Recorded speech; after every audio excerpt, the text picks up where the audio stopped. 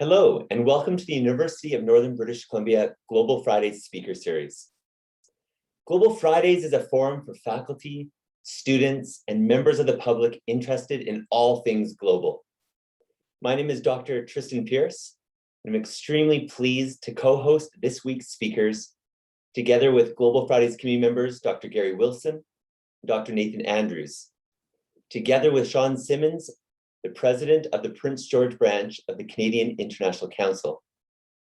I now invite Mr. Simmons to introduce today's esteemed speakers.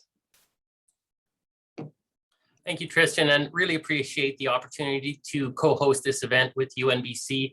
This is our second year of events with UNBC, and we're really excited for this ongoing partnership. One of the key objectives for this year with CIC is to really connect international issues with not only the foundation around Prince George's University, but also the community at large. And so yesterday we hosted our first ever talk with the local organization, the Winston's Breakfast Club, and that went really well. And so if there are any Prince George residents listening right now, and you're interested in seeing if there's an opportunity to partner with CIC, please get a hold of me. I can be reached at cic.princegeorge@gmail.com. So today's talk is about trade battles with China, and we have two esteemed speakers, one Jonathan Manthorpe and second Phil Calvert, who will be speaking on this today. The structure of the talk is going to be about 15 to 20 minutes for each speaker, and then we're going to open it up for questions. So without further ado, let me start with an introduction with Jonathan Manthorpe. So Jonathan is a longtime foreign correspondent, international affairs columnist, and authors of Claws of the Panda. In 1989, he was appointed Africa correspondent by Southern News, and in 1993 was posted to Hong Kong to cover Asia. Over his 50-year career, he has been foreign correspondent in Asia, Africa, and Europe for Southern News, the European bureau chief for Toronto Star, and national political reporter for the Globe and Mail. Welcome, Jonathan. Thank you very much, Sean. I'm delighted to be here, even only if virtually. I was hoping that we would be able to do this in person, but there we are. I'm going to just talk for about 15 minutes or so, but before I do so, I just want to make one thing some contextual stuff very clear. You'll hear me speak exclusively about the Chinese Communist Party and the People's Republic of China. I will not be referring to China or to Chinese people. And the reason for that is that these are distinct bodies, that the Chinese Communist Party likes to represent itself as the Chinese people, but it is not. And it likes to represent the People's Republic of China as historic China, and it is not. And we need to keep this very much in mind, because we have in Canada somewhere between 1.5 and 1.7 million people of ethnic Chinese heritage. And when we discuss these issues of our relationship with the PRC and with the Chinese Communist Party, we always have to remember very, very closely that this has potential repercussions within our country here, our internal domestic relations. And we must always be very sensitive about that. So I will now just give you my thoughts about the results of the Huawei affair. I think there are many lessons for Canada and Canadians from the Huawei affair, which has been, without question, the most serious crisis in Sino-Canadian relations since the opening of formal diplomatic contact in 1970. It was also, of course, a crisis in Canada's relations with the United States, and there are very serious implications from that for the future. But that is another story for another time. Today, I want to focus on what the Huawei affair has to tell us. The most obvious is that the story we have been fed by the Chinese Communist Party and its agents of influence in Canada, that there is a special relationship and a special friendship between our two countries, is nonsense. And it is a nonsense that has been purposefully spread in Canada to help the Communist Party achieve its aims here. We now know for sure that the story of a special relationship was bunkum, because the first reaction of Beijing after Huawei executive Meng Wanzhou was detained was to take hostages. If you've got a special relationship, you don't take hostages immediately, you try to sit down to talk, but that never happened. Michael Spavor and Michael Kovrig were abducted a few days after Meng was detained on a United States Justice Department extradition warrant. Worse than that, having kidnapped the two Michaels, Beijing secret police then tortured the two men for months with sleep deprivation and subjected them to 8 or more hours of interrogation every day. It seemed at the time that, not content with that, and wanting to make it abundantly clear to Ottawa that Beijing was outraged by the Canadian government's decision to abide by its treaty with the United States and maintain its commitment to the rule of law, that the Chinese government then imposed economic sanctions on Canada's grain and meat. But Phil has some interesting and useful analysis on those events, and I'll leave it to him to tell that story. Then, when COVID struck, the federal government, for reasons that defy a sane explanation, made a decision that gave Beijing another opportunity to show its contempt for Canada and to kill hundreds, if not thousands, of Canadians in the process.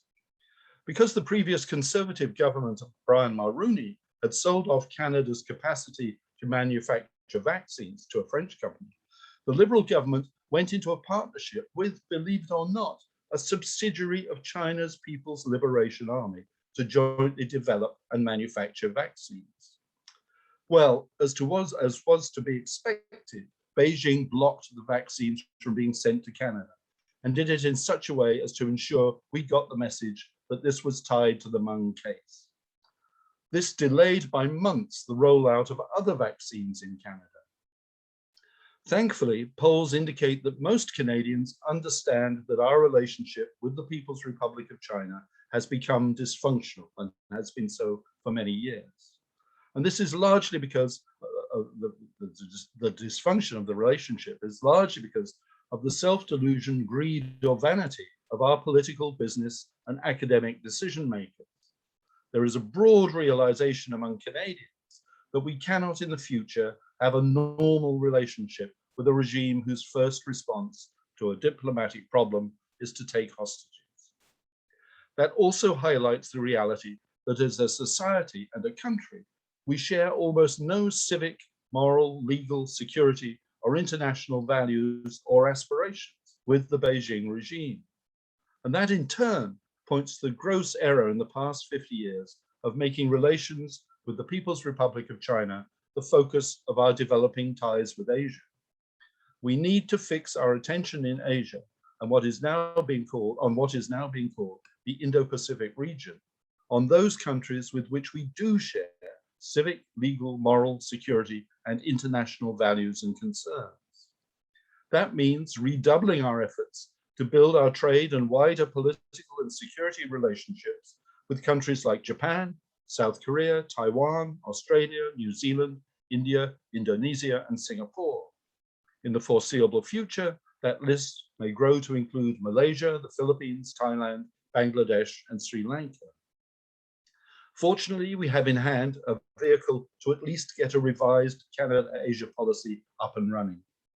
This is the shape of the Comprehensive and Progressive Trans-Pacific Partnership, the old Trans-Pacific Partnership of a few years ago. Canada is one of the 11 members of this group, which is currently dominated by Japan as the leading economy of the group. The CPTPP aims not only at free trade among the group, but also at mutual respect for progressive values in trade and investment. These include such things as mutually respected labor laws and banning protectionist subsidies, especially of state-owned enterprises. There are already several other countries, including the United Kingdom and Taiwan, that want to join the CPTPP, and the People's Republic of China has applied, but it does not qualify for membership. And I think its application is merely to try to muddy the waters over the other applicants, particularly Taiwan. But to be taken seriously as a reliable partner in the Indo-Pacific at a time when alliances are forming to contain Beijing's expansionist and imperialist ambitions, Canada needs to show it can play in the big leagues. The decision by the United States and the United Kingdom to sell Australia the technology for nuclear-powered submarines, is much more than a commercial deal. It is a statement of confidence in Australia as an ally that has not been given to Canada. When Canada sought nuclear-powered submarines in the late 1980s, Washington vetoed it, and Canada is not a member of the new security alliance between the US, Australia, India, and Japan, called the Quad. We have work to do if we are to be taken seriously as a partner in Asia. For me, perhaps the most concerning lesson of the Huawei affair is what it has revealed about the extent of Chinese Communist Party infiltration, influence, and capacity for intimidation in Canada. We saw a raft of eminent Canadians with well-established economic and other ties to Beijing arguing that Canada should set aside the rule of law and the independent judiciary and simply release Ma. We saw social organizations created by Canadians of Chinese heritage that had been taken over by agents of Beijing's chief political warfare machine, the United Front Work Department. We saw these support Meng and also Beijing's campaign to halt and reverse democracy in Hong Kong. Beijing's control of almost all Chinese language media in Canada has also been on display. During the campaign for the election last month, the Chinese language media consistently vilified candidates in all parties who espoused policies opposed by Beijing. In one or two constituencies, this seems to have determined the outcome of the election. Beijing's opponents got defeated. I'll end by saying that we need legislation with teeth to stop Beijing's agents or those from any other country interfering in our domestic democratic affairs or intimidating our citizens. We need to demand that our political leaders are far more active than they have been in ensuring our police and security organizations defend Canadians targeted by Beijing's agents. And that our security organizations are well aware of what's going on and have sent reports to political leaders for decades, telling them exactly what the situation is. And we need to reassess urgently how far Beijing's investments in Canadian resources and in the research establishments in Canadian universities and science institutes are in our national interests. We've seen, for example, the case of scientists from Wuhan who have been expelled from Canada for apparently trying to send chemical materials and virus materials from Canada to China. So I will leave it there, and I will welcome questions and observations after Phil has given his thoughts. Thank you very much, Jonathan. Very enlightening. I think we could have a whole session on the vaccine development with the People's Liberation Army. That's in and of itself a worthy topic. So I'd like to introduce Phil Calvert. Phil Calvert grew up in Prince George and is a graduate of Prince George Secondary School. He spent 34 years in Canada's Foreign Service with 3 postings in Beijing, including as Deputy Ambassador, as well as an assignment as Ambassador to Thailand, Cambodia, and Laos. In Global Affairs Canada, he was Director General for North Asia, a director in the Trade Policy Branch, and Deputy Chief Negotiator for China's accession to the World Trade Organization. Welcome, Phil. Thanks, Sean, and it's great to be here. I was hoping, as we talked about earlier, that I'd actually be able to do this in person up in Prince George, but haven't done that, and I haven't actually made it up to Prince George this year, though I try to do it every year. It's thanks for everyone taking the time to attend this webinar. It's great to be here with Jonathan. He's talked about lessons from the Huawei case, so I'll try to sort of complement, take a different tack from what he's saying. So this should give us a good opportunity for some questions and comments. I think, with in terms of the overall Canada-China relations, with Meng Wanzhou back in China and Michael Spavor and Michael Kovrig in Canada, the question now, I think, turns to what is the direction of our relationship? What is the direction of our relations with China? I'll get to the word relationship later.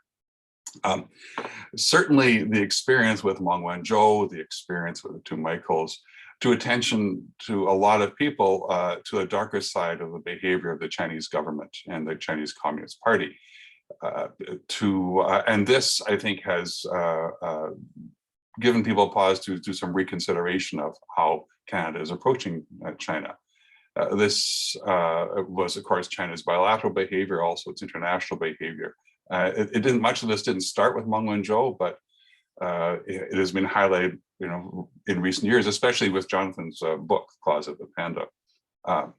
So I think coming out of this almost 3 years of very difficult times with China, I think it's clear that we are in a new ball game. We knew we were in a new ball game when hostages were taken. But what is the game? What are we trying? What do we do next? And there are many different strong opinions on how we approach China.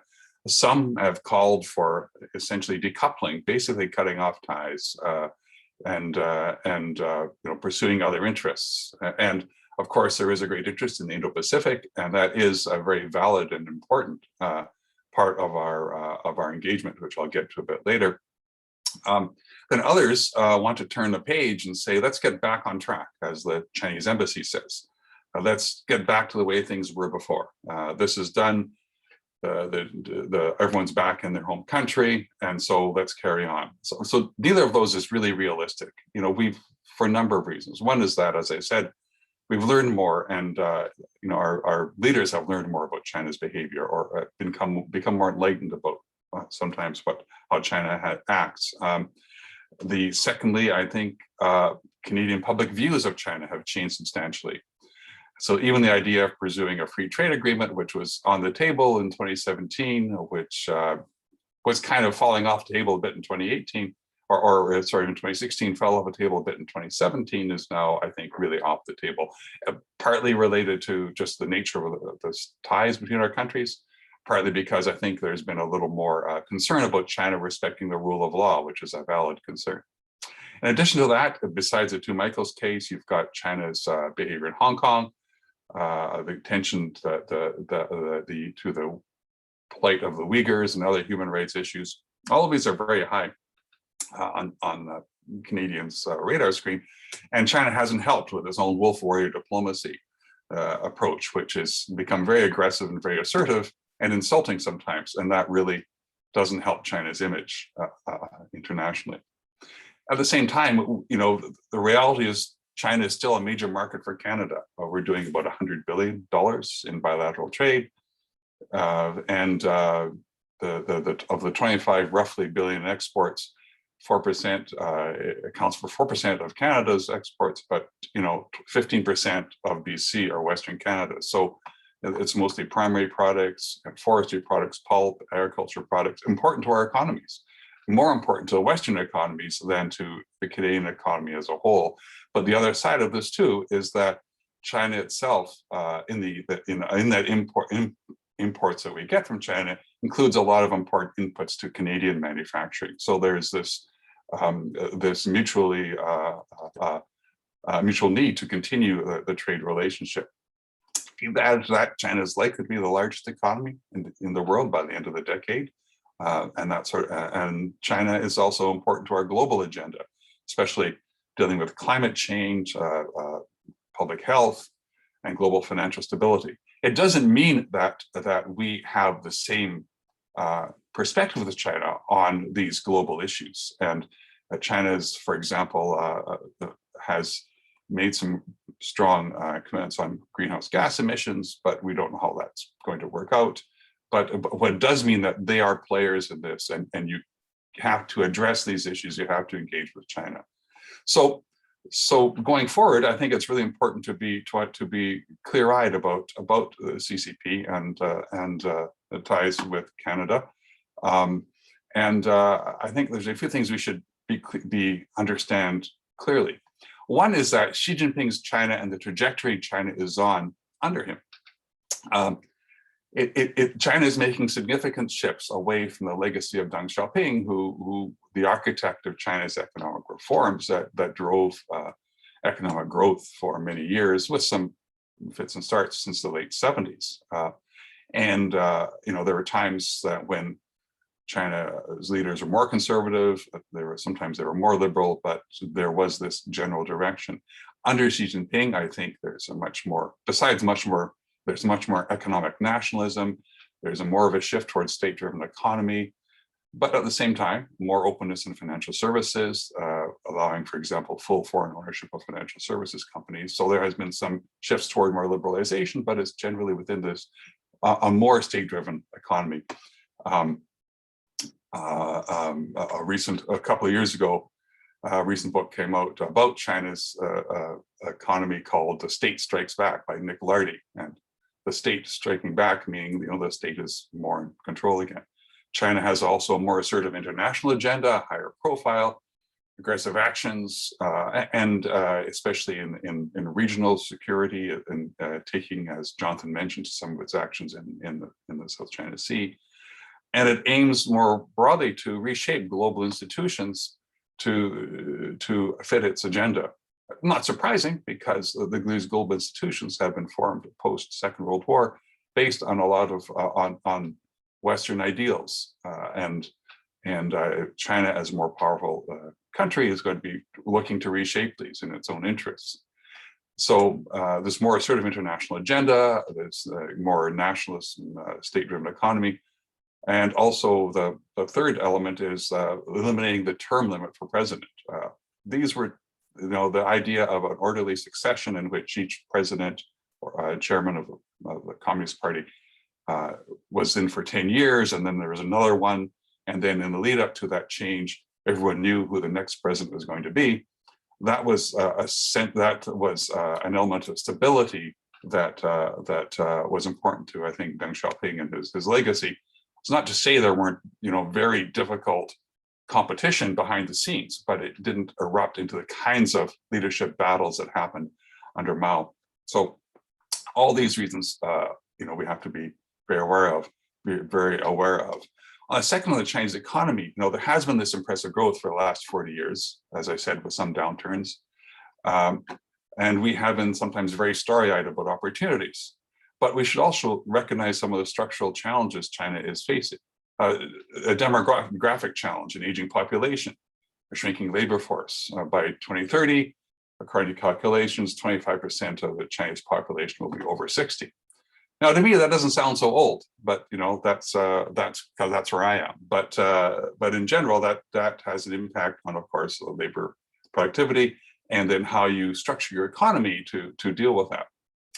What is certain that the long-term economic growth won't be at the high levels it was over the previous decades.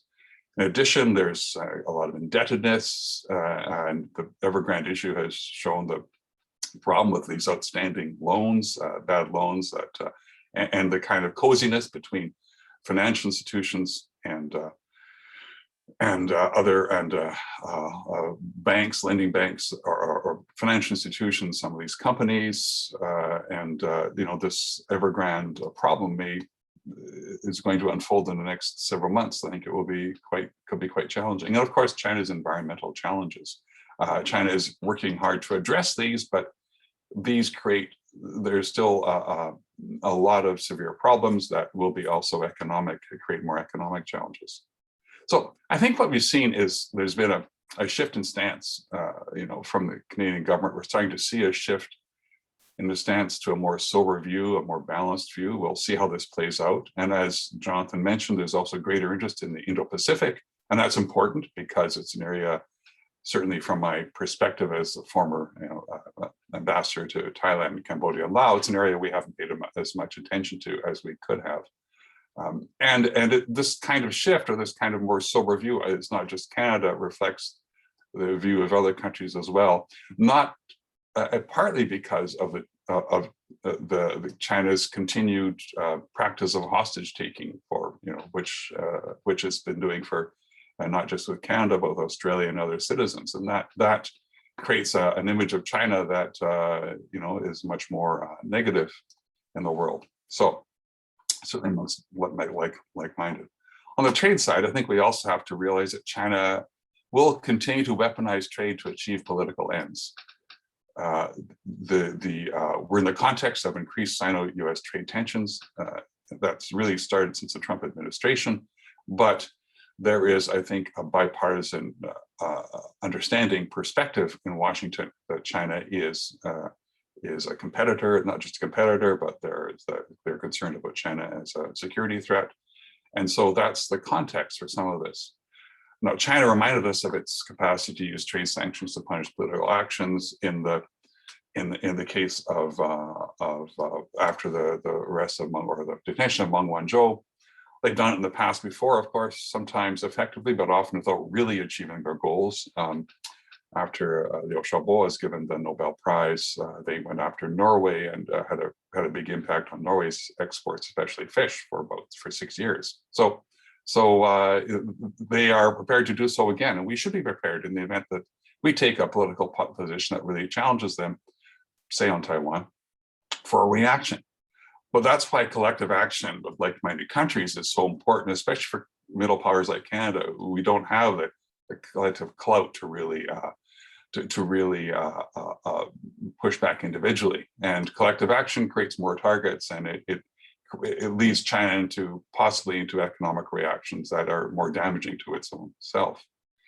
But I think we also have to understand with these political action, or with these trade actions, that it's not always about political relations. There are other reasons for stopping imports of foreign products, and many countries have reasons for stopping imports of foreign products. So China is not an exception. There can be a political overlay to this, and I think certainly in the case of some of the restrictions China put in afterwards, there was a political overlay. But some measures arise from legitimate standards, regulations that are being violated. Sometimes they're applied unevenly, and in countries where there's high levels of corruption, that is also an issue. But there are sometimes the country, China has had, in some cases, had legitimate reasons based on their own regulations for not letting products in. Sometimes it's from protectionism, and many countries are protectionist. That's not unique to China, and sometimes it does come from politics. Then there's some issues where it's all melded together. Canola, for example, there were restrictions on canola exports to China in the wake of the Meng Wanzhou arrest. They went after a couple of Canadian companies, Richardson and Viterra. But there are many reasons for that, and sometimes I think that the internal economic reasons, or internal political reasons, kind of get a little more political cachet if they're linked to in China, if they're linked to a political, or they're more convenient if there's a political problem as well. For example, the shipments dropped of canola, shipments of canola dropped seriously to China. And there was partly a political action. It's also, there was a lot of widespread Asian swine flu, killed off many pigs in China, less demand for seed. And then, of course, overlay that with the politics of Meng Wanzhou arrest. But we have seen, of course, that canola now is thriving in China. The shipments are up. The figures are doing better than they have in the last couple of years. Trade as a whole in China has still not, our exports have not recovered to the level of pre-Meng Wanzhou arrest to 2018. So, although there is great, sometimes you'll hear, certainly from the Chinese embassy side, that look, there's, trade's improved, look at what happened over the last 2 years, have to take a longer view and realize that we're still down about 8% on exports compared with 2018. But I also think we should recognize that China won't shoot itself in the foot. It won't take actions that harm its own internal needs. So there's a huge demand for canola, so it's coming from Canada. Australian coal was banned for basically political reasons for a year. But now you will have seen in the recent days or the last week or so, there has been these problems with energy access in China, energy shortages, having to do with domestic pricing. And suddenly Australian coal can be imported again. So they've had barges sitting outside out in the water for a long time. Suddenly they can be imported.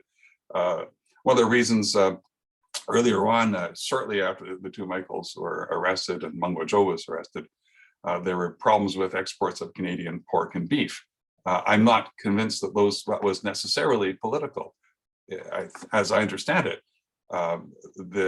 China has banned a certain ractopamine, which creates leanness in meat, has banned that from its imports based on EU and other standards. And Taiwan, in fact, does the same thing. They were tested some imports from Quebec and found that these, in fact, did contain ractopamine, even though the labels said they didn't. So there's, they had to address that. Now, there's a political opportunity to really hold up exports for a long time. But in fact, if you have a shortage of pork in China, you have a problem. And if you can't get pork to your people, you have a problem. So that issue was solved probably a little more swiftly than other potential trade issues.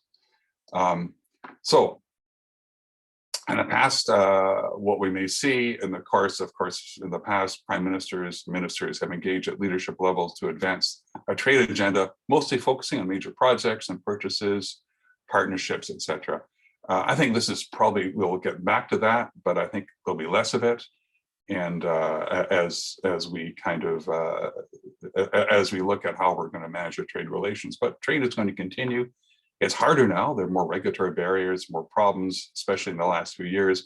One of the things that China has done is one of the problems is that a lot of our bilateral consultation mechanisms were stopped after Meng Wanzhou's arrest. And some of those were, some of those are talk shops, some of those are just meetings you have to establish and build ties with your counterparts.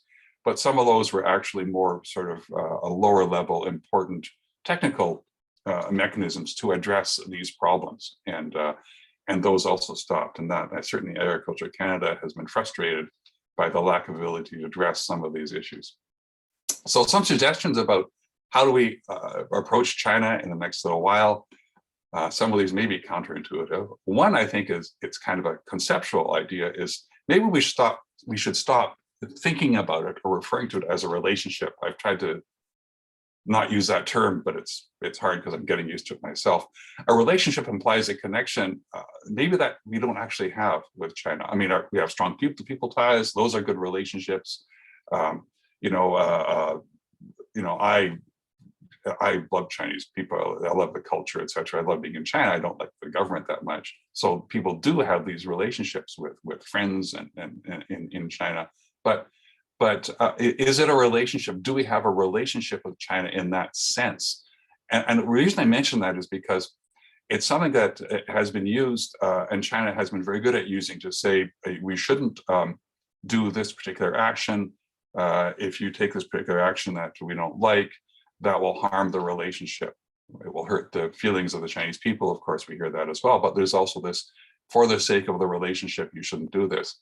And I think that's used very well. I think maybe we should be conceiving of this more as not a relationship, as a collection of bilateral interactions, and through which we can decide, if we take a certain approach on one issue, what the impact will be on other aspects of our ties, and what will the impact be on other agenda items we have. A more kind of strategic approach. But maybe this default to calling it a relationship might be something that that hampers our thinking on how we should be dealing with China.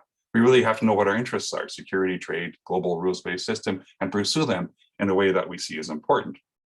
That doesn't mean we get insulting. I think we have to continue to use the right language, to be calm, focused, and reasoned in our messaging, and to take that constructive approach. But we also have to be paying more attention to the darker side, to security issues, to some of the things Jonathan has mentioned in his discussions. I believe we should be looking to restart some bilateral mechanisms with China, and these may be sort of firing up now or soon, but they're important. I'm not saying that, as I said, that never necessarily that all of them are, but your capacity to deal with China to solve issues, especially at a technical level, relies on some of these bilateral mechanisms. As a country, we have to improve our China toolkit, and this is where it may be counterintuitive, because there's a kind of a shift of more reluctance, I think, generally about the Canada-China ties. But China is and will be an important player, and I think it's important that we understand this.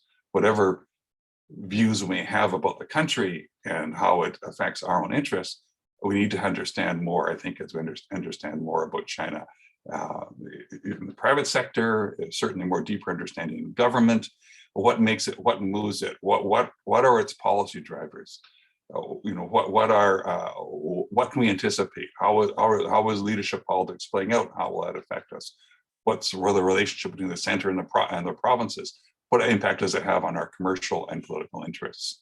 So it's actually about more analysis, more education about China, and not less. And we do have a lot of expertise, China expertise in Canada, and I think it's one of the important things is we better link that expertise to government actions and government decisions. So there's much more regular consultation. And I also, 2 more points before I stop here, because I'm running out of time. Diversification, Jonathan's mentioned that. I think it's very important. We haven't paid as much attention over the years to the potential other markets in Asia, Japan, South Korea, and there are, of course, security reasons to do this. When governments say things like we should diversify, I always find it a little bit funny in terms of trade diversification. Governments talk about trade diversification, but of course, governments don't diversify, the private sector does. So it's more about creating the environment that enables private sector to make rational decisions about opportunities in countries and what the trade environment is. So I think Jonathan mentioned the CPTPP, expanding that. Of course, Taiwan's interest in that. There are other, we're pursuing things like Canada's pursuing FTA free trade agreements in ASEAN. I don't know if we will ever be interested in the regional comprehensive economic partnership, but it's not something to necessarily take off the table. And certainly more talk of Indo-Pacific as a concept is important in the rebalancing. And finally, more work with like-minded allies. And we did some good work, I think, on that in terms of the arbitrary detention. And we do that on occasion, but I think that needs to be more regularized. So on key issues of importance, collective action sends a strong message, but we have to be careful about this too.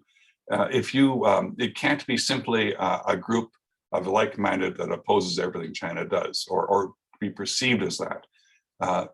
If you take these actions and focus into, if you focus on specific issues, then that allows you to put pressure on China about whatever the issue is, whether it's trade actions they've taken or whether it's a human rights issue. But I think if too much,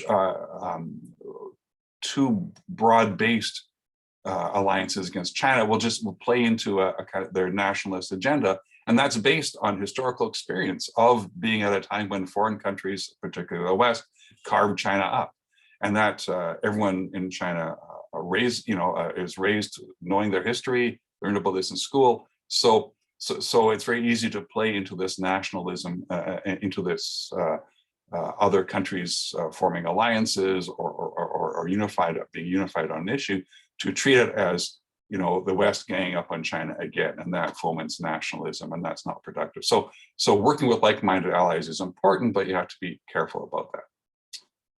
So I think I will stop there. China is going to be influential in the future. We have to pursue business opportunities there, but being starry-eyed. We have to know more about China. We have to engage them on global issues and supporting our interests and values. And we're going to have to continue to do that. But I think with a more clear-eyed perspective on what we're dealing with. Thank you. Well, thank you for that very informative session, Phil. I really like the concept of looking at the word relationship, and I think that's something worth exploring in more detail. So it looks like we've got a number of questions already in the Q&A box. What I would like to do is, for anyone that would like to ask questions, just fill in your question within the question and answer box at the bottom of the screen. And I would like to actually kick things off with a question of my own. I know that this is about trade battles with China, and certainly, Phil, you've mentioned about how it's not always quite as clear cut. But in situations where there is a weaponization of trade, what is an appropriate response for Canada? I know when the US applied sanctions against Canada on our steel and our aluminum, there was a reciprocal response in terms of tariffs. What is an appropriate response when China practices those approaches? And is there a role for non-governmental organizations in this, or is this something that should strictly lie within government-to-government action? And I'll open that to both of you. Well, I mean, we do have mechanisms to respond to this kind of behavior. Sometimes it takes time, but we did, for example, respond to the initial actions on canola by seeking consultations in the WTO and starting a case there. The challenge with the WTO is that it takes a long time. It's an organization that is having its own difficulties without an appeals mechanism, so it's facing some challenges. The advantage of it, though, is that it gives high profile to these problems, and it kind of names and shames countries. So that's one option. I think there are perhaps more nuclear options, and Canada considered this with looked at this with United States with respect to steel. I think we've been reluctant to do that, and I think you have to be careful, because once you start getting to that kind of tit for tat trade battle with China, it does put you on the hind foot.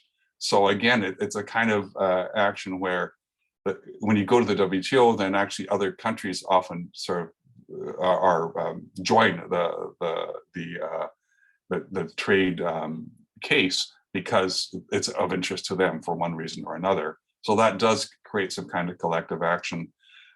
Collective sanctions against China would be, I think, very difficult to implement, and might send the wrong message about how we view the rule of law internationally. But sometimes there will be people who want to press for some tougher actions. I will just defer to Phil on that one. He has much more experience on the front line of those issues than I do. I think one thing that perhaps we need to look at from our own point of view is the whole business of money laundering. This is a serious problem in this country, and it's happened because of negligence on our part. And it's something that we can address that would actually affect, in many ways, senior members of the Chinese Communist Party and their families. But it's not only from China that illegal money and money for laundering is coming into Canada. It's coming in from many places, and this is addressing our own domestic problem would be a way of, in many ways, sanctioning the Chinese elite without actually singling out the Chinese elite. It's something that could be done by indirection, but which would get very clearly over to the Chinese elite that we are not pushovers in these things. But we need to do it for its own value, because we've become a bit of a laughing stock amongst Western countries because of our insouciance in taking money from anywhere and allowing it to distort our own economy, with something we really seriously need to address. All right, thank you. So I'll jump in now to the Q&As. I think we have 7 questions and already. So starting with Stephen Radar, he asks, China has made commitments to address climate change, but we'll see where that goes. Isn't that equally true of Canada's commitments, which so far have been more talk than action? And isn't it true that China has actually done more to address climate issues than Canada has, even while also making things worse, e.g. with new coal-fired power? I could ahead, say a few things about that. It's and I'm sure Phil can contribute from another angle. When I was still allowed to travel in China, which was a few years ago now, although fairly recently, I used to spend a lot of time away from the so-called Gold Coast in the cities in the interior and towns and villages in the hinterland, and a constant issue was pollution and degradation, not only of the air, but of water and of the soil, of heavy metal contamination of the soil. Most food grown or produced in China is seriously polluted.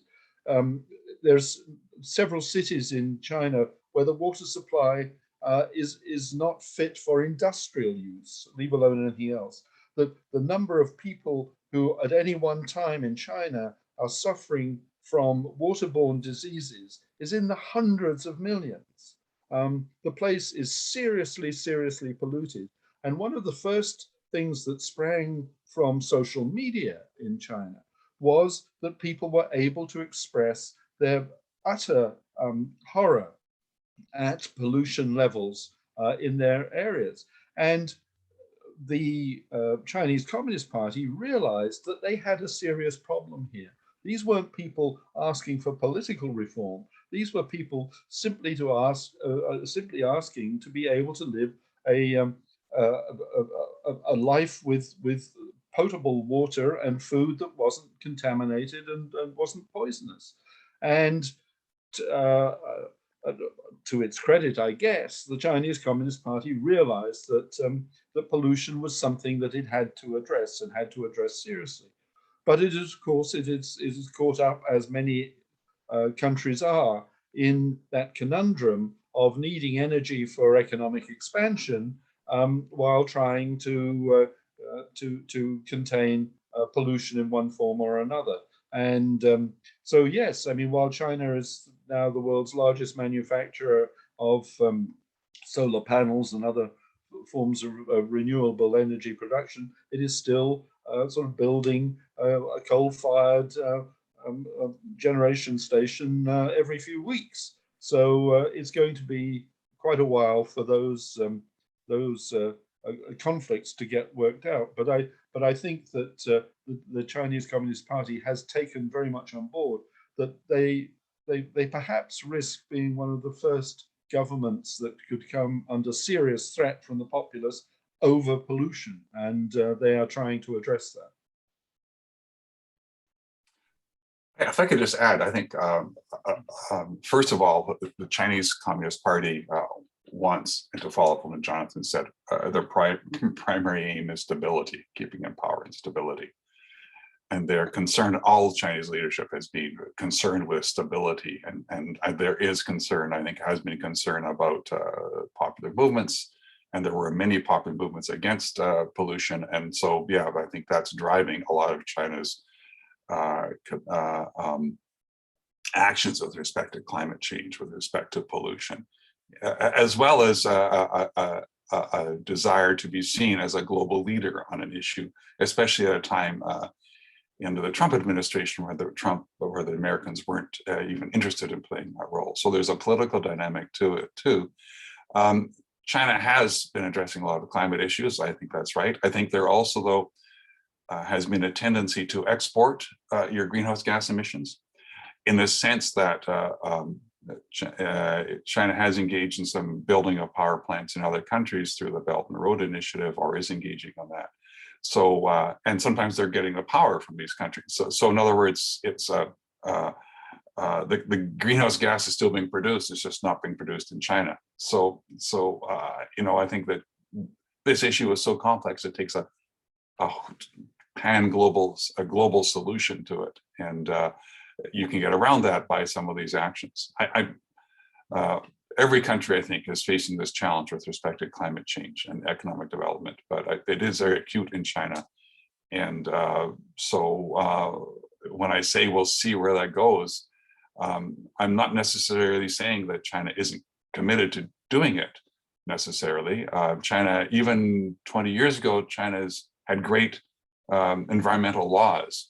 At the time, they're just being ignored at the local level. Now there's more impetus to implement them, but and to make environmental considerations part of, you know, a local cadre's performance evaluation. So yeah, it's been so I think it's been a good it's a challenge, but I think also that China will be trying to do more. It doesn't mean they're going to live up to their what they're saying they're going to do. All right, thank you for that. Next question is from Hugh Stevens, a question for Phil. Former Ambassador Guy Saint-Jacques is advocating that Western countries agree to coordinate response to China's trade actions by agreeing not to export to China to replace products from other Western countries that have been blocked by China. Do you think there is any realistic chance of the US, Australia, and Canada and any other countries agreeing to restrain exports if another country's exports are targeted by China? Yeah, thanks. And thanks, Hugh, if you're there. Thanks for the question, Hugh. That is, I mean, it's an interesting proposal, and that would involve this kind of coordination on these exports. I think it's very complicated to do and politically difficult to do. For one thing, you know, I don't think you're going to get around the fact that companies compete with each other. Exporters compete with each other, and to be able to tell your exporters, well, you're not going to export to China because you know the Australians can't sell those products, and we're not going to give China that benefit. I don't think it's necessarily realistic that companies are going to enjoy that, are going to accept that, or that that governments are going to do this. If I just can't imagine us going to, say, the canola industry in Canada, for whom China is a very important market, and which, you know, a lot of canola farmers, including my wife's cousin, rely on. Also, our deputy prime minister's father, by the way. But to say no, you're not going to export to China, and we'll help you find someplace else. Well, you know, is that what the government would do? The government's not very good at you know, doing business for business people. So, you know, I just don't see that. Like I said, it's an interesting idea. I don't see how practically that would happen. All right, thank you. Jonathan, did you want to add anything to that? No, just a simple sentence. In my experience, economic sanctions always create a market. So I agree with what Phil has said, that it would be very difficult or probably counterproductive to try to make those kind of arrangements. Thanks. All right, on to next question with Will Cattle. As a technology CEO, I've recently just opened an additional entity in the UK. Now, my attention falls on APAC. As a Canadian entrepreneur, however, I am very reluctant to be subject to non-market forces and values in China. Am I being too sensitive or fearful?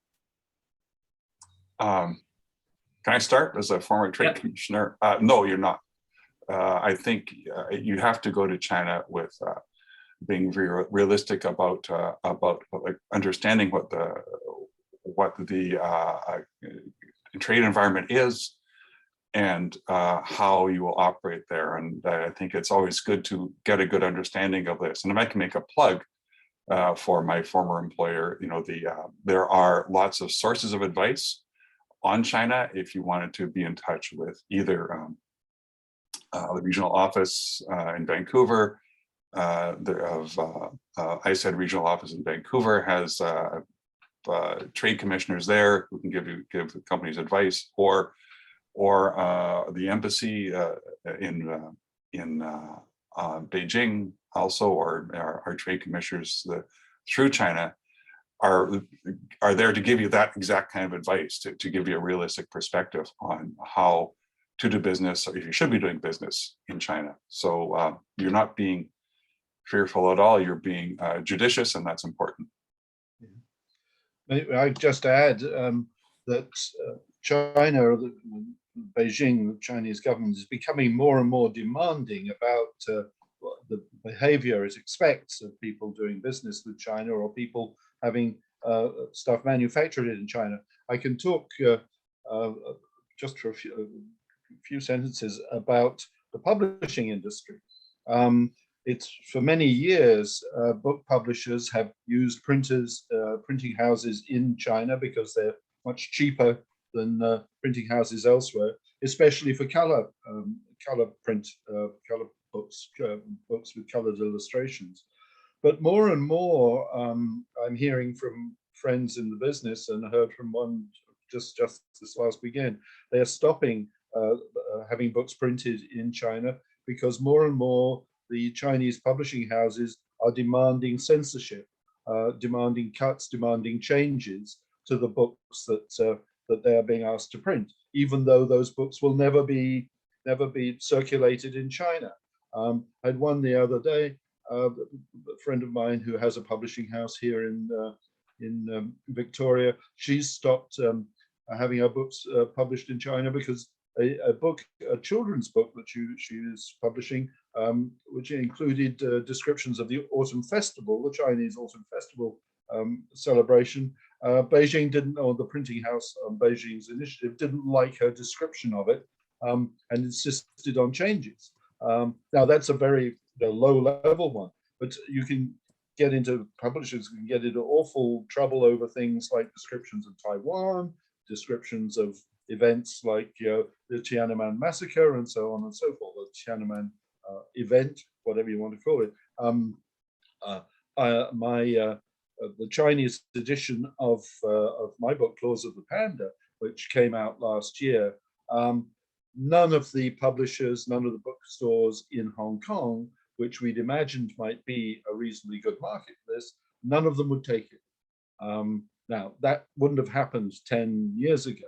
So, Beijing is becoming more and more assertive about the behavior and the kind of business it will do with foreigners. And I think, as Phil has set out, take advice from the Canadian diplomats and trade officers who work there, because it can be a minefield unless you are well prepared and well educated about what's going on. All right, great response, both of you. We have another question from Olive. She says, great presentation. Please do consider the China-Canada relationship as a threat to local manufacturers in Canada, and the countries strive to be a leading figure in the promotion of democracy and rule of law. I think that's, do you consider, sorry, this to be a threat?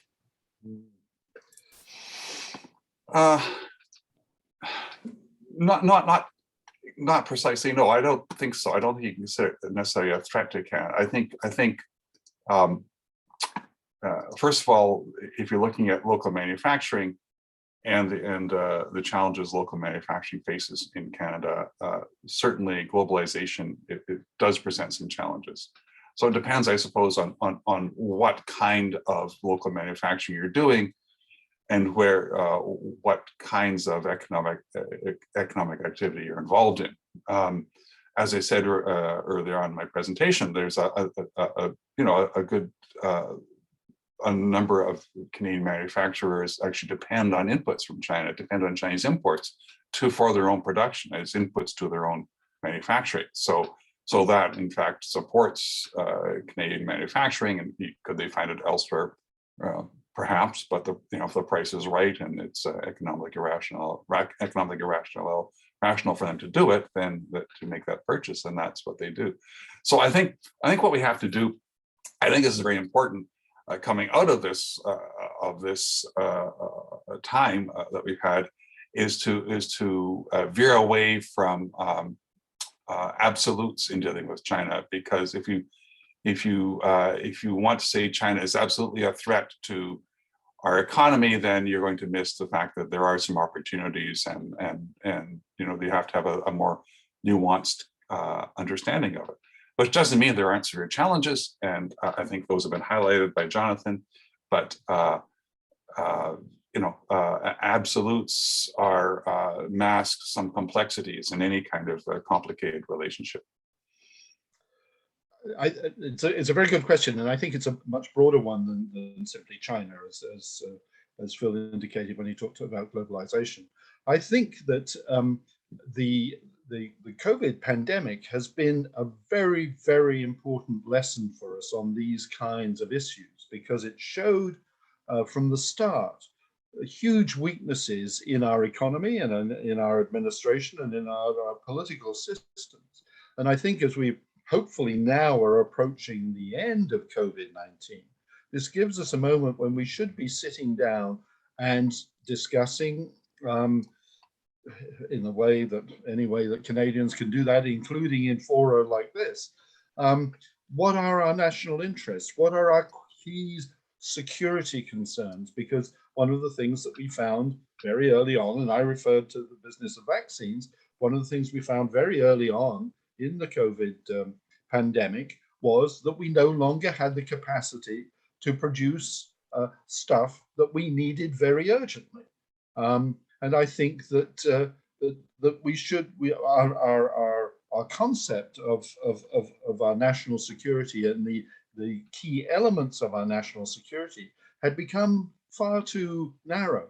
I think that as we come out of COVID-19, we need to discuss far more fully what we need to be able to be assured of in terms of things like manufacturing, because we live in an age of pandemics. There are going to be more of them. It's closely tied to globalization and to our needs now for cheap international travel. This is how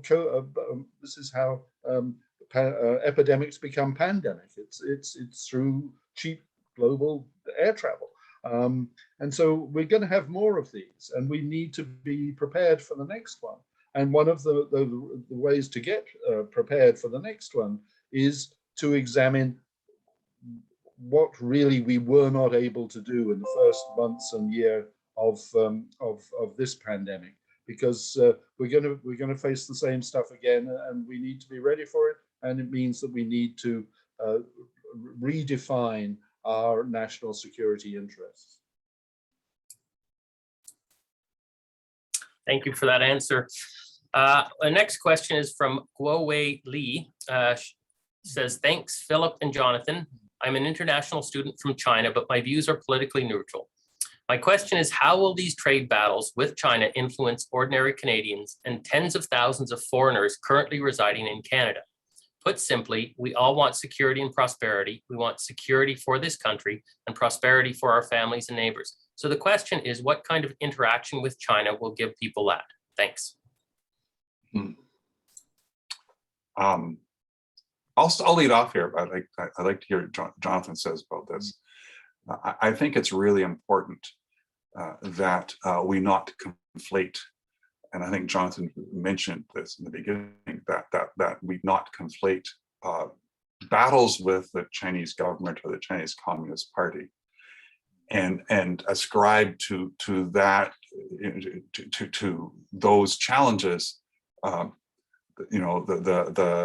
the characteristics of the as you mentioned, tens of thousands of foreigners, of people of Chinese origin, and not just foreigners, but of course, there's been a surge in anti-Asian racism since over the last few years, fueled by former president to the south, fueled by a lot of things, and there's the challenge we have with China, I think, has probably also fueled some very awful people to put this onto to fuel them, somehow fuel their racist sentiments. So I think it's really important that in our discourse, in our public discourse, there is a clear distinction between what our concerns are and what Canada's battles are with the government of China, with the Chinese Communist Party, versus what is our relationship with Chinese people in China, and of course people of Chinese origin in Canada. The problem is we haven't. There are people who will not conflate the two, and I think that causes a lot of very serious issues. But I'll leave it to Jonathan, who's been much more eloquent on this than I have. Well, no, I think Phil is absolutely right. It is a difficulty for us, but I think if you look at the way the polls have gone in the last few years, and the apprehensions that the Canadian public at large now feel about the relationship with Beijing, I think that that deterioration in the relationship is in many ways fueled by the feeling amongst Canadians that the Chinese Communist Party has taken advantage of us in the relationship thus far. And I thought that that Phil's remark about the need to perhaps get away from the world relationship and to deal with our links with China in a much broader and more nuanced way was very well said, and I think a very important concept for the future. And so I think that an important development will be Canadian governments, because I think not only federal government, provincial governments, and even indeed municipal governments are involved here. I think that they need to be far more willing to let Chinese officialdom or Communist Party officialdom, when it deals with it, to let them know where the boundaries are, and that they can go so far and no further. I think that there is a need for the Chinese Communist Party to regain some respect for Canada and some respect for Canadian values and Canadian determination to maintain our values. I think that that will go a huge way towards creating the foundation for a new and more realistic relationship. So, this isn't a matter of Canada trying to get back into Beijing's good books. It is, as much as anything, a matter of Beijing trying to get back into our good books. And that means having respect for our view of the world and our place in the world, which I think has been very lacking for the last several decades. And I would leave it at that. Thank you for that answer. Next question is from Gerald Wright. Do you believe that Canada's position on Taiwan is characterized by a degree of ambiguity? And is it in Canada's interest to clarify its position, support this by more naval deployments in the region of Taiwan and clearer statements opposed to a takeover of Taiwan by the PRC? Do you want me to jump in on that one? You wrote the book on Taiwan, so you start. Yeah, I wrote a history of Taiwan called Forbidden Nation about 15, 16 years ago. I'm a great fan of Taiwan, and I make no bones about it. I think that it's an extraordinary society of people that have created a magnificent little society, under the guns, under everybody's guns. So I make no apology for that. But you raise some really key questions that, how far does one go in one's support for Taiwan? Let me just say, first off, I don't think that there is any merit to the PRC's claim to Taiwan, not historically, not legally, not politically, nothing else. But that's not the point. The Chinese Communist Party has convinced itself and convinced large numbers of Chinese people that this is a lost province which should be, well, they say reunited, but it never was part of China, so it can't be reunited, but it can't be united with China. And that in this creates a huge security problem. It is one of the most volatile parts of the world at the moment because of the Chinese Communist Party's determination to try to possess this island. And with all the military action going on around there, mistakes can be made. I would like to see us support Taiwan much more fulsomely than we do. I think it is unrealistic to expect that we would enter full-blown diplomatic relationships with Taiwan. But I think that there are many areas of where we have mutual and compatible interests, where we could pursue links with Taiwan in ways that we are not. I mean, some obvious ones. One is that we are both democracies that are under threat from infiltration from the Chinese Communist Party. We should be exchanging information on that. There are many other areas. One of the things I'd like to see, there was a few years ago, there was a thing called the Canada-Japan Forum, which was set up originally in the 1990s. And it was a committee made up of people from both countries who reported directly to the two prime ministers about ways to enhance and deepen the relationship between Japan and Canada, and it was pretty successful in many areas. I would like to see something similar with Taiwan, and I think that we could probably do something similar with other countries in Asia and elsewhere as well. But the potential relationship with Taiwan is multifaceted. We have, again, a very large population of Canadians of Taiwanese heritage who are great contributors in this country. And there are many areas, not only of politics, but of art and culture. They are a very innovative society. There are many economy. There are many areas where we could cooperate, where we don't and should do.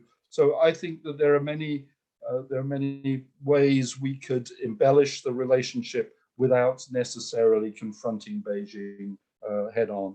And I would like to see that happen. I think it would be a big step in our relationship with Asia. Yeah, the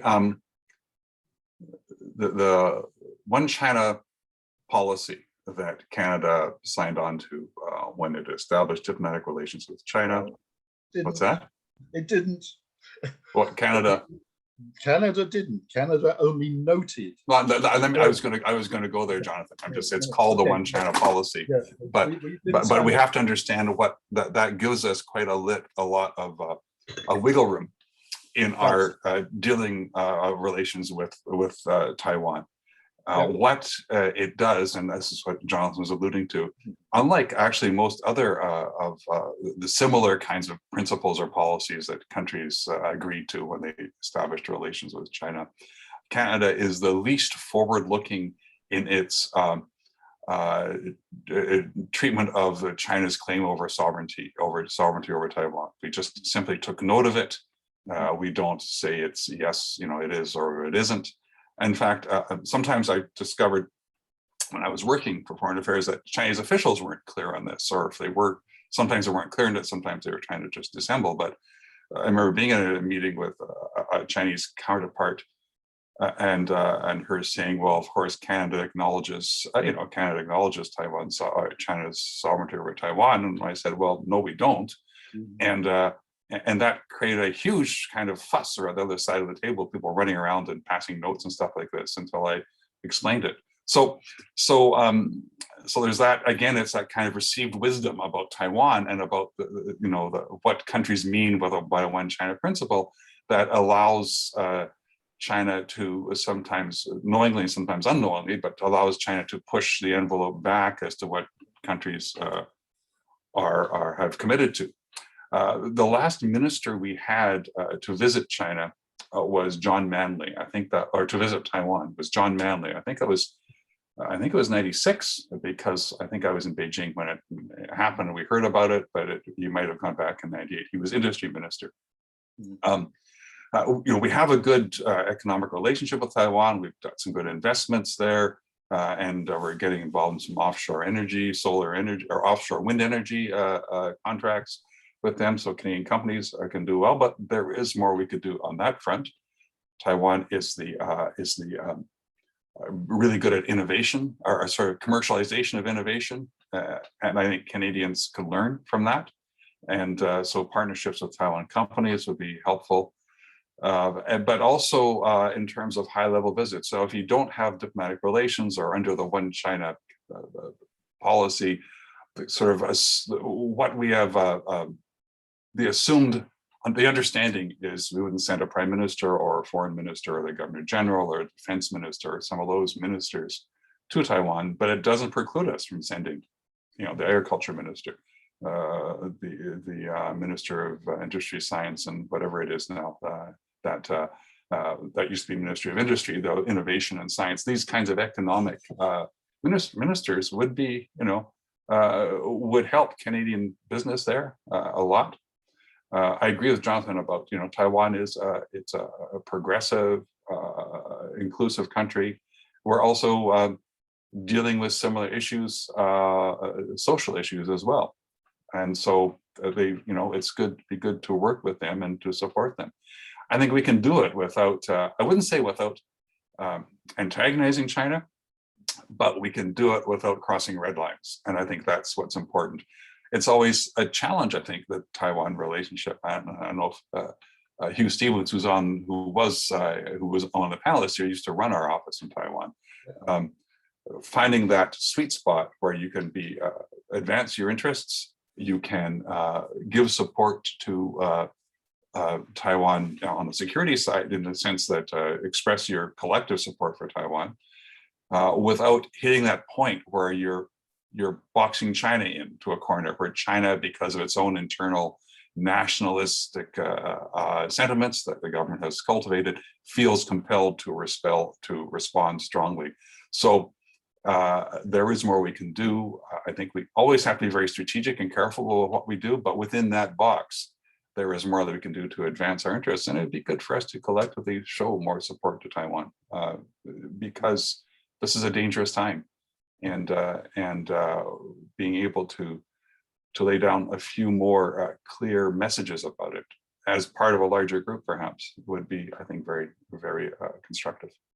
And just to add, and of course, this is a time when other Asian democracies in particular are also becoming more and more overt in their relationship with Taiwan. Japan is one, South Korea is one, Australia, and of course, the United States.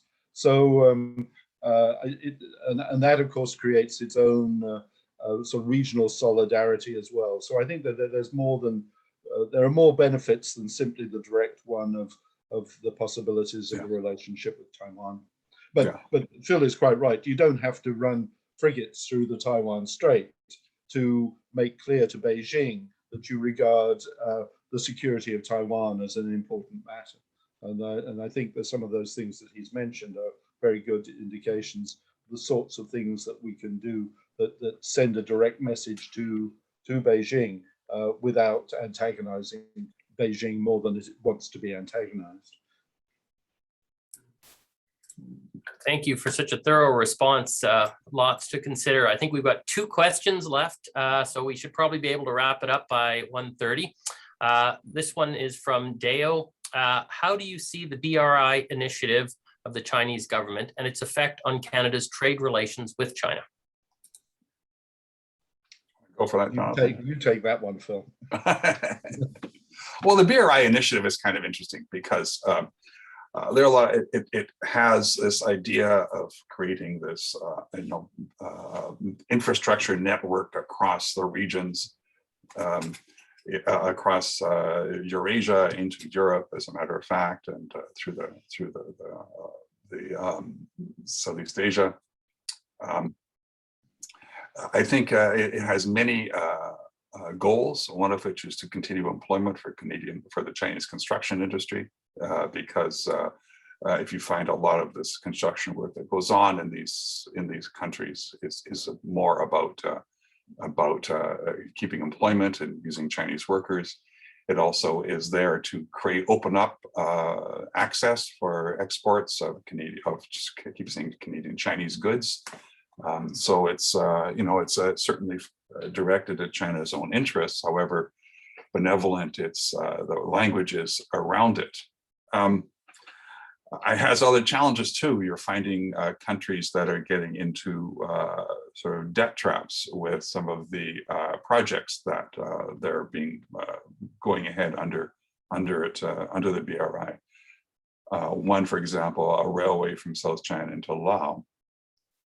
The idea being that there would be part of a project in which more fruit and vegetables are grown in Laos for export to China, because the Chinese middle class increasingly doesn't want to eat food grown in China because of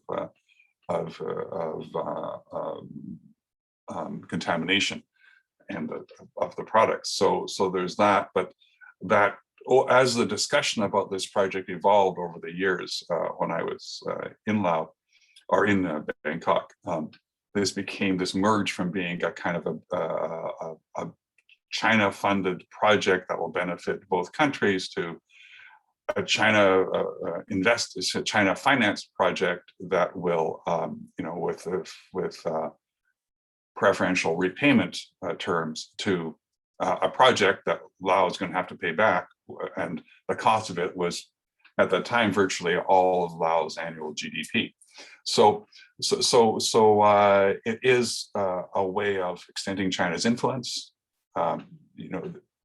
and whether or not that provides opportunities for Canadian trade, I'm kind of skeptical. I think there's a tendency to make use of either China's own capacities or other or perhaps some of the local countries' capacities, but it's designed to benefit China's interests, and I don't think it would necessarily benefit our trade interests in any significant way. I think the boom has gone off this. There was a lot of Probably, enthusiasm initially amongst all the countries and the potential path, and as Phil said, it's planned to go to Europe, but also down into the Middle East and into Africa, and there are even sort of with sea links to Latin America. But the debt trap has really poisoned the attitude in various countries towards the whole BRI, what apparently were cheap loans to do these infrastructure projects. Just a few examples of assets that have been lost. There's a big port on the east coast of Sri Lanka, which Sri Lanka wasn't able to finance. It's now been taken over by the Chinese construction company. The port of Mombasa in Africa is now Chinese controlled.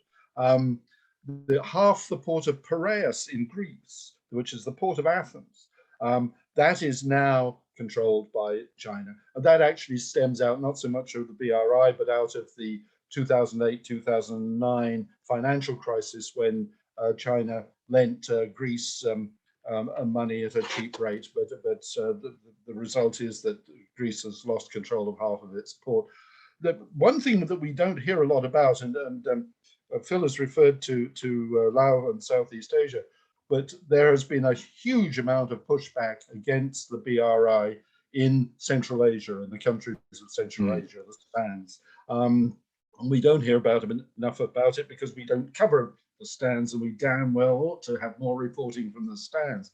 But Kazakhstan in particular, there have been a huge popular discontent with the projects there, in part because of what Phil referred to, that when these projects are undertaken, Chinese labor is brought in to do it. It doesn't employ local people. And it tends to be the local elite that are the beneficiaries of it. But the other aspect of the Kazakhstan situation is that while we hear a lot about the Uyghurs in Xinjiang being detained and put in camps and indoctrinated, brainwashed and indoctrinated, there are actually a lot of Kazakhs as well who are native in or now live in northwestern China. And there's a lot of popular discontent in Central Asia generally, but particularly at the moment in Kazakhstan, about the treatment of Kazakhs in Xinjiang. So all those things are coming together. And more and more countries, when they're, the salesman from the Beijing embassy comes to call and offering to do nice projects at very, very cheap money, more and more countries are looking closely at the small print, which describes how your assets will be taken if you don't pay up. And more countries are refusing to get involved. Yeah, thank you for that answer, both Phil and Jonathan. We've got a final question second question from Stephen Rader. He says, I appreciate your assessment of the challenges we face with China. So I'm wondering, if we don't have a quote unquote relationship, does that mean that we look at our dealings with them in a purely transactional way? In other words, should we assume that they have no interest in deepening long-term bonds, and we should view each interaction in isolation as a one-off? That, of course, would be very Trumpian, but is perhaps appropriate.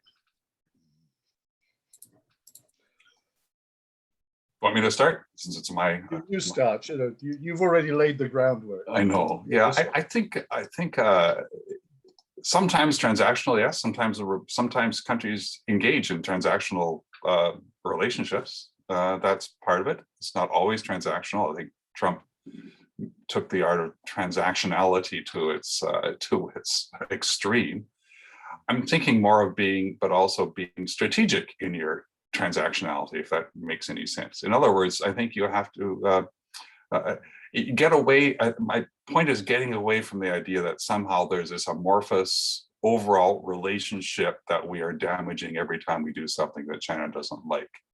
And instead, we make strategic calculations as to what will China do if we do this. For example, I talked about sending a trade minister to Taiwan. So if we send a trade minister to Taiwan, what is the strategic calculation that we make about how China is likely to respond? And are we ready to deal with that response? And if other countries do the same thing, well then how will that fit into how Canada does this, for example? So then are we willing to accept that potential penalty or that potential response, and how will we deal with it? So in that kind of calculation, the idea of damaging or not damaging a relationship becomes moot, because it's really about what the interests are. I think Jonathan made a point early on in his presentation, which I agree with. We've heard for over the years about Norman Bethune and missionaries and selling wheat to China, and how this has created a special relationship with between our two countries. And that is, as I would say, hogwash. That doesn't really fit into anyone's calculations. It's nice things to say at when you've had a lot of baijiu at a banquet, but it doesn't mean really anything in terms of how China views the relationship. China operates from a point of view of the Chinese government, to be more follow Jonathan's approach here. The Chinese government, the Chinese Communist Party, operates on self-interest. Self-interest is what guides it. Whereas Canada, we do have self-interest in mind, maybe not enough, and we have principles that we adhere to. The Chinese government is about advancing its own interests, and the kind of manipulation of the concept of a relationship helps them in their management of their ties with other countries. So that's my concept of not calling it a relationship. I'm just going to give you a small example of an extreme transactionalism. I have a very good friend who comes from a very good People's Liberation Army family. And he managed to avoid becoming a Red Guard by getting himself drafted into the PLA, even though he was too young. Fairly soon after the Cultural Revolution, he came to Canada. He became an accountant, started working for a local company in British Columbia. And when the owner of the company, smallish company, retired, he asked my friend if he would like to buy the company. And my friend said yes. And it has a particular product. It has a very good name, and the product is sold all over North America. And I remember asking him once, and I said, well, do you sell in China? Do you have agents in China? Do you have franchises in China? He said, no, I don't do that. And I said, well, but do you sell in China? He said, yes, I do. He said, I tell them if send me an order and send me a check. When the check cashes, I'll send it to you. And he said, that's it. I won't have any other dealings with them. So that's an extreme of transactionalism. When the check's cashed, we'll send you the canola. But clearly that only works in certain circumstances, and we have to be a lot more, as Phil has said, subtle and strategic than that. But we need to be subtle and strategic, and I think that has been, for my money, that has been one of the huge lessons of the Huawei affair, that has brought us up face to face with our past failure to really grasp what a complex and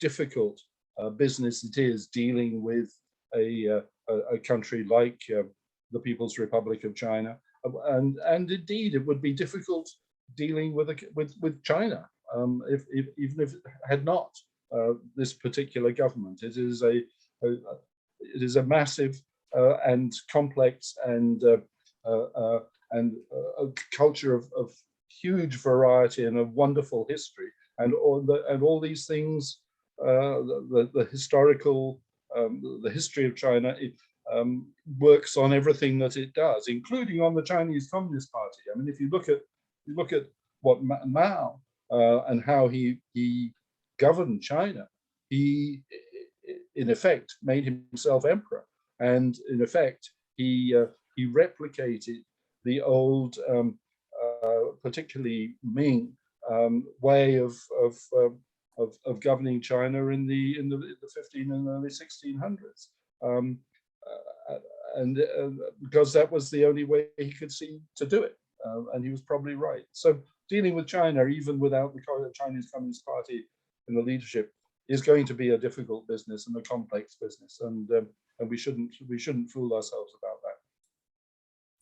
And Mao's style of management also led to the kinds of bloody succession battles that happened under emperors as well. So, well, exactly, yeah. I mean, one of the things one should always remember about China, and it's one of the reasons why Chinese people tend to be so concerned about stability, is that there has never, ever, ever been a peaceful change of dynasty or regime in China. Never. And that, of course, gives enormous authority to whoever is in power at the time. That people fear the chaos of change, and it's a much more real thing in China than almost anywhere else in the world. Well, thank you both very much. It's been a brilliant discussion. I would just love to keep listening to banter back and forth, given both the incredible experience you bring to this conversation. Yeah, very much appreciate the time that both you've contributed to our I guess the inaugural talk for our second year for Canadian International Council Prince George, and in our partnership with UNBC Global Fridays. Really greatly appreciate the feedback, and yeah, you've given us a lot to chew over. So I guess as we sign off, I'll mention a few things. I don't know if Tristan wants to join in at this stage, but I certainly want to mention that the UNBC Department of Global and International Studies is sponsoring graduate student memberships for all of its grad students. So if you're interested, please get hold of the department chair, Jacqueline Haller. And I also want to mention that we hope to be kicking off Politics in the Pub soon, where we'll basically have a similar session with this, only we'll be able to have it over a beer. So that's something we're looking forward to in the future. So Tristan, I'll let you take it from here. No, thank you, Sean. And thank you, Jonathan and Phil, for a wonderful presentation and talk today. Thank you all who attended. And again, just reiterating what Sean said, I welcome you back to Global Fridays in 2 weeks' time, and to continue this wonderful partnership with CIC. I wish everyone a wonderful day. thank you, and thanks, Sean, for your facilitation, and thanks to everyone for tuning in. Yes, thank you, Sean, and thank you for everyone in the audience. And I hope that we've got the foundations for the beginning of a very strong CIC branch in Prince George. Yuppers. Hope so too. Thank you very much. Bye-bye.